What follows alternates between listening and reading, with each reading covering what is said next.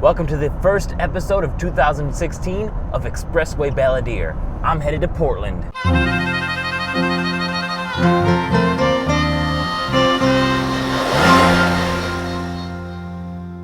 This show was actually going to be the first show in my winter tour that I was booking before I went on the fall tour. But when I got back from tour, I decided that I wanted to play more regionally, around Oregon, Washington, and Idaho, mainly. So that's what I started booking. So this is the first regional weekend episode that I'm doing.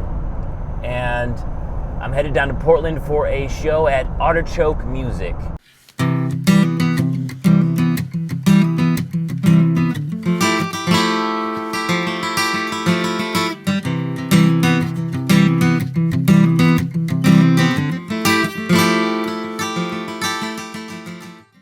So I used to live in Arizona until about 6 months ago. I moved up to Seattle, and I used to play a lot at the wineries in Arizona. A lot of people don't know that Arizona's making wine. They're making wine in the desert. It's actually really good. Is it hydroponic? No, because they don't. The best thing about the wine there is that it has to struggle, you know, and that's what makes it good. It makes Babylon. it makes the fruit really good because it had to work so hard to stay alive. So the wineries there were always really nice to me, and they had me come play at their tasting rooms and stuff. So I wrote them this song. As a thank you, because I want a lot of people to know what Arizona is doing and how good they're doing it. So this is called Dusty Vines, and it's a song about Arizona wine.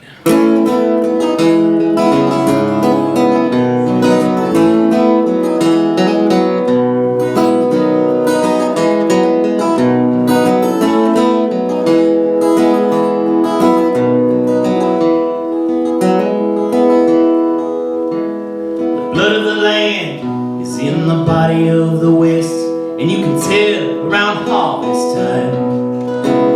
Yeah, the fruits of labor make it a grand one to savor, along with the struggle in the vine. You can make it on down to the Cochise County line, with the arid air in your nose. Taste the toils and the triumphs, and feel the trails of the migrants, without leaving to see where it grows. And I'll raise my glass up high. I'll raise my glass to the sky and toast to the whole desert away.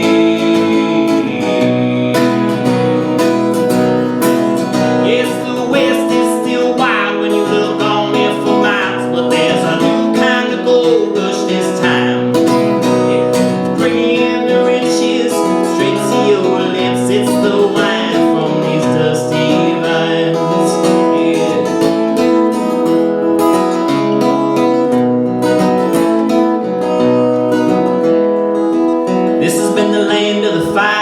Since we learned what it offered, and it's always rewarded the tough. And these vines would make those old gunfighters proud, surviving no matter how rough. For in this old desert you gotta take what you can get, and get while the getting's good on the land. When the hard winds bring in the rain from the south, you can get clusters that fit in both hands. And I'll raise my glass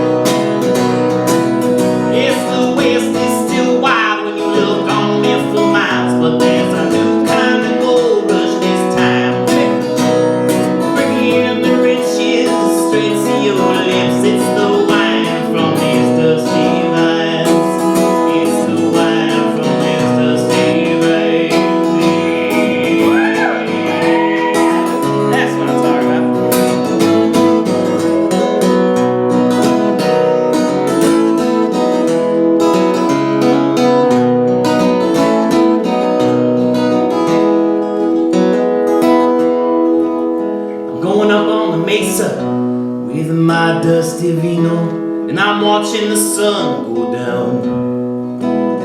I revel in the land's beauty and the wine in the glass, and the fact that it came from its ground. And I'll raise my glass up high, I'll raise my glass to the sky, and toast to the old desert way.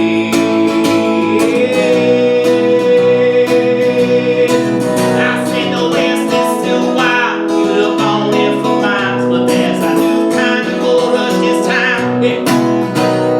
Bringing the riches straight to your lips, it's the wine from that dusty valley.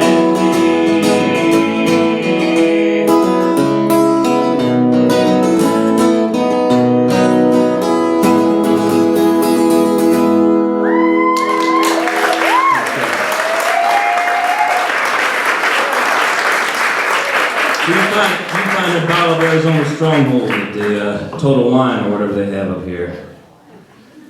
You buy yourself a bottle because it's really good. So that was a very, very awesome show. I'm very impressed with Portland and the turnout at Artichoke. The talent that was in that lineup was incredible. I haven't played with that much talent in a long time.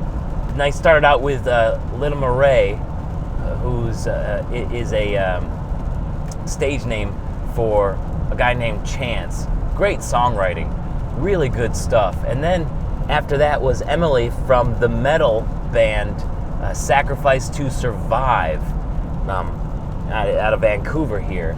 So that was really cool to see. She was talking about how she does all this metal with her band, but then she's up there with an acoustic guitar doing, laid back stuff. It was pretty cool. And then I played, and then the Phil Quarterman trio finished out the night, but the place was packed. It was tough for people to find a seat, I think. Just really responsive crowd. A girl named Regina drew a picture of me while I was performing. Got to see the Upper Strata, who is a band that I met in Phoenix. One of the first bands that I met in Phoenix. And I got to talk to them because I wanted to know more about the Portland scene because they just moved up to Portland. So they were telling me all about it, and it was really good to see John and Regula from the Upper Strata because I hadn't seen them in a while, and they're really cool. Now I'm on the drive back, and I know that I didn't get a chance to do that. What I usually do on these episodes is to do the exploring, but I did try to stop at the Ridgefield, there it is, National Wildlife Preserve, and I drove all the way there. It took me a little bit. Google Maps got confused. It took me a little bit to get there, and then I noticed that there was a admission fee to get into the park.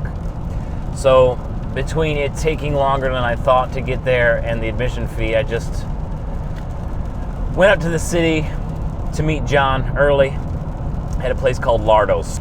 Great night. I'll see you next week because I'm playing Seattle, and I'm going to do an Expressway Balladeer episode, even though I probably won't be on the Expressway. In fact, I might even take the train to the show. Railway Balladeer. I think they just call those hobos. See you next time!